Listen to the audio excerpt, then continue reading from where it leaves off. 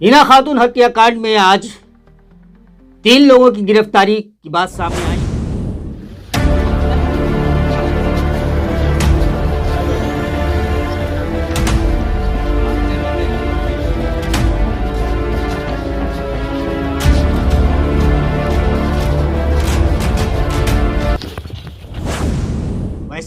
ऐसे लोगों से, हैवान कोई भी हो, ऐसे लोगों से हमदर्दी रखना उचित नहीं है, बल्कि उन सभी हैवानों को सख्त सजा दिलाने की मांग करनी है। मेरा तो मानना ये है कि अगर सच में कय्यूम की भी संलिप्तता है तो सबसे पहले सबसे सख्त सजा कय्यूम को मिलनी चाहिए, क्योंकि सबसे बड़ा जिम्मेदार, उन दोनों से ज़्यादा जिम्मेदार। अगर साक्ष्य के आधार पर कय्यूम की गिरफ्तारी हुई है तो यकीनन कय्यूम उन सबसे बड़ा दोषी है, सबसे बड़ा गुनहगार। द रिपब्लिकन टाइम्स, खबर ही नहीं विश्लेषण भी। हिना खातून हत्याकांड में आज 3 लोगों की गिरफ्तारी की बात सामने आई है। इस संबंध में आज मधेपुरा के एसपी परविंद्र भारती ने प्रेस वार्ता कर पत्रकारों को ये जानकारी दी है। जैसा कि आप सभी को पता है कि इस मामले में जो एफआईआर दर्ज की गई थी मुरलीगंज थाना में, उसमें 2 को नामजद किया गया था, जिसमें से एक चंदन कुमार और कुंदन कुमार था, और इसमें एक और की गिरफ्तारी हुई है। पुलिस का कहना है कि तकनीकी साक्ष्य के आधार पर उसको गिरफ्तार किया गया है, जिसका नाम मोहम्मद कय्यूम है। पिता मोहम्मद सगीर, भैरवपट्टी वार्ड नंबर 14 का ही बताया जा रहा है। जहां तक बात रही इस मामले में सामूहिक बलात्कार की बात, तो एसपी परवीन भारती ने बताया है कि घटनास्थल से एफएसएल की टीम द्वारा निरीक्षण के दौरान कुछ साक्ष्य ले जाया गया है और उसकी जांच किया जा रहा है विधि विज्ञान प्रयोगशाला भागलपुर में। उस जांच रिपोर्ट आने के बाद ही यह स्पष्ट हो पाएगा कि महिला, जो विधवा महिला थी हिना खातून, उसके साथ सामूहिक बलात्कार हुआ है या नहीं। तो आपको बता दें कि इस मामले में फिलहाल 3 की गिरफ्तारी हुई है। एक चंदन कुमार, पिता योगेंद्र कुमार, गीतापुर राम सिंह टोला वार्ड नंबर 2 थाना मुरलीगंज जिला मधेपुरा। दूसरा कुंदन कुमार, पिता योगेंद्र कुमार, जीतापुर राम सिंह टोला वार्ड नंबर 2 थाना मुरलीगंज, दोनों भाई है। इसके अलावा जो तीसरे शख्स की गिरफ्तारी हुई है उसका नाम मोहम्मद क्यामुद्दीन उर्फ कय्यूम है। पिता मोहम्मद सगीर, भैरवपट्टी वार्ड नंबर 14 थाना मुरलीगंज जिला मधेपुरा। पुलिस ने यह भी बताया कि घटनास्थल से चाकू भी बरामद हुई थी।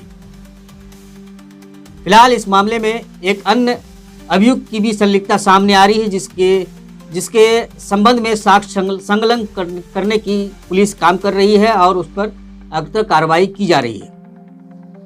आपको बता दें कि ये मामला जो है हिना खातून का, ये मामला अभी देश में ट्रेंडिंग में चल रहा है। इस मामले को लेकर पूरे सोशल मीडिया पर ट्रेंड चल रहा है। उस विधवा महिला हिना खातून और उनके मासूम 6 बच्चे को इंसाफ दिलाने को लेकर इस मामले ने पूरे देश को झकझोर के रख दिया है। 3 तारीख की घटना है। 3 तारीख को बताया जाता है कि हिना खातून लापता हुई अपने घर से। परिजनों का कहना है कि उसे उठाया गया वहां से और फिर उसके बाद उसको वहां से 500 किलोमीटर दूरी पर 6 जनवरी की सुबह उसकी लाश बरामद होती है, जिसके बाद से ये मामला सनसनीखेज बन जाता है और सोशल मीडिया पर ट्रेंड करने लगता है, जो देश का ट्रेंड मामला बन जाता है। फिलहाल इस मामले में एक पहलू ये भी आ रही है, इस मामले में वहाँ के जो भैरवपट्टी के मुरलीगंज के जो प्रमुख हैं, उनके साथ कुछ लोग थे, वहाँ के स्थानीय लोग। उनका कहना है कि कय्यूम को जो गिरफ्तार किया गया है वो परिवार का ही आदमी है और पुलिस इसको कमज़ोर करने के लिए, मामले को कमज़ोर करने के लिए उसकी गिरफ्तारी की गई है। हालांकि उन लोगों ने एसपी परवीन भारती से बात करके खुद को संतुष्ट भी किया है, जिसमें उन्हें बताया गया है कि साक्ष्य के आधार पर ही उसकी गिरफ्तारी हुई है।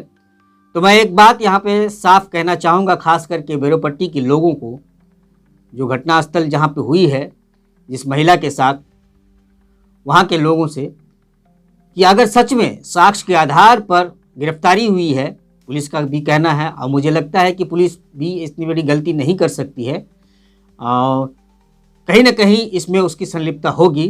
तो अगर साक्ष्य के आधार पर अगर उसकी गिरफ्तारी हुई है तो उसके बचाव में किसी भी तरह की बात करना कहीं ना कहीं उस विधवा हिना खातून के साथ अन्याय होगा, उनके बच्चों के साथ अन्याय होगा। हैवान कोई भी हो सकता है, खास करके समाज में कोई विधवा महिला होती है तो उसके प्रति गंदी नज़र ये कहना कि बाहर के ही लोगों का होगा, ये गलत होगा। समाज में भी कुछ ऐसे हैवान होते हैं जिसकी गंदी नज़र होती है। तो इस मामले में अगर उस पर ये हमदर्दी दिखाया जाए वैसे लोगों के खिलाफ जो जो इनमें शामिल हैं। अभी एक और, जैसा कि पुलिस के प्रेस विज्ञप्ति से, पुलिस के कहने के अनुसार एक और इसकी संलिप्तता है, अभी उसकी भी गिरफ्तारी होनी बाकी है।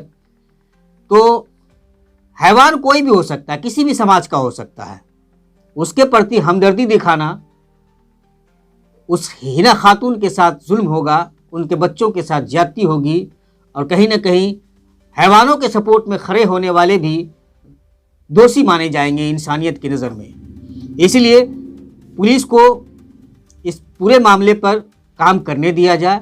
और पुलिस ने कहा भी है उन लोगों से जिन लोगों ने ये आपत्ति जताई है कय्यूम की गिरफ्तारी पर, उन लोगों से पुलिस का कहना भी है कि साक्ष्य के आधार पर हमने उसकी गिरफ्तारी की है और हम वो साक्ष्य भी पेश करेंगे। तो जब साक्ष्य के आधार पर पुलिस ने उसकी गिरफ्तारी की है तो उस पर किसी भी तरह के टीपा टिप्पणी करना कहीं ना कहीं आप भी उसके दोषी इंसानियत की नज़र में करार दिए जाएंगे। तो ऐसे लोगों से, चाहे हैवान कोई भी हो, ऐसे लोगों से हमदर्दी रखना उचित नहीं है, बल्कि उन सभी हैवानों को सख्त सज़ा दिलाने की मांग करनी चाहिए। मेरा तो मानना ये है कि अगर सच में कय्यूम की भी संलिप्तता है तो सबसे पहले सबसे सख्त सज़ा कय्यूम को मिलनी चाहिए, क्योंकि सबसे बड़ा जिम्मेदार, उन दोनों से ज़्यादा जिम्मेदार कय्यूम है। अगर साक्ष्य के आधार पर कय्यूम की गिरफ्तारी हुई है तो यकीनन कय्यूम उन सबसे बड़ा दोषी है, सबसे बड़ा गुनहगार है। फिलहाल इस मामले में अभी पुलिस की कार्रवाई अभी बाकी है और पुलिस हर बिंदु पर जांच कर रही है। हमने इस पर ऑफ कैमरा भी पुलिस से बात की है। आप खुद सुनिए कि प्रेस वार्ता के दौरान मधेपुरा के एएसपी प्रवीण भारती ने इस मामले पर क्या कुछ कहा।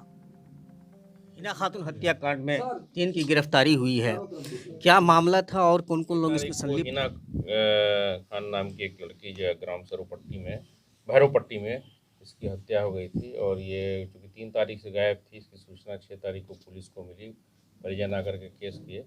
उसके आधार पर 2 आदमी को नामजद किया गया था। इस घटना में चंदन कुमार और कुंदन कुमार को नामजद किया गया था और चूँकि कांड की गंभीरता को देखते हुए पुलिस अधीक्षक महोदय द्वारा एक एसआईटी गठित की गई थी। इसमें एसआईटी की टीम में प्रोफेशनल डीएसपी नूरुल हक और थानाध्यक्ष मुरलीगंज, अन्य पदाधिकारी इसमें शामिल थे। तकनीकी टीम के सदस्य भी इसमें शामिल थे। मृत्यु के बाद घटनास्थल से मृतक का पोस्टमार्टम कराने के बाद बॉडी को परिजन को सुपुर्द कर दिया गया था और एफएसएल की टीम भी घटनास्थल पर आई थी। पोस्टमार्टम के बाद कुछ साक्ष्य, कपड़े और घटनास्थल से जो बरामद हुई थी चाकू, उसको एफएसएल टीम वाला जांच के लिए ले गया है। तकनीकी साक्ष्य के आधार पर पहले तो दो नामजद अभियुक्तों की गिरफ्तारी की गई और अग्रतर अनुसंधान में जो कुछ साक्ष्य मिला है उसमें एक और अप्राथमिकी अभियुक्त है मोहम्मद कय्यूम की भी गिरफ्तारी हुई है। गिरफ्तारी के बाद कुछ महत्वपूर्ण साक्ष्य मिले हैं, कुछ अन्य अभियुक्त की भी संलिप्तता इसमें प्रकाश में आई है।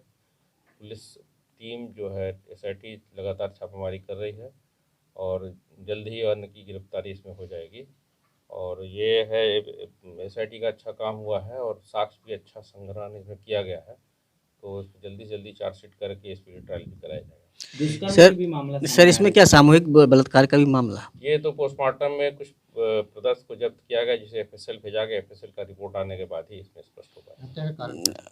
हत्या के पीछे कारण अभी आपसी जो वहाँ पर जो है लोकल इशूज कुछ था और महिला चूँकि विडो थी, बहुत लोग उसके आना जाना करते थे, उसी में लोग आपसी राइवलरी में महिला के साथ घटना किया। कि तो अभी तक ये क्लियर नहीं हो पाया है कि सामूहिक बलात्कार हुआ है कि नहीं। नहीं, ये तो एफएसएल का रिपोर्ट आएगा, उससे स्पष्ट हो पाएगा। लगभग कितने लोगों का नाम आ रहा है इसमें नहीं, अभी घटना? 3 आदमी गिरफ्तार है, अन्य की और उसमें संलिप्तता की बात बताते हैं। अभी कुछ लोग वहाँ के आए हुए थे, प्रमुख वगैरह, घटना स्थल जहाँ की है वहाँ के उन लोगों का कहना है कि कुछ लोगों को निर्दोष भी उठाया गया है। नहीं, इस संबंध में कुछ नहीं कहना है। जो भी कार्रवाई की गई है तकनीकी साक्ष्य आधार पर।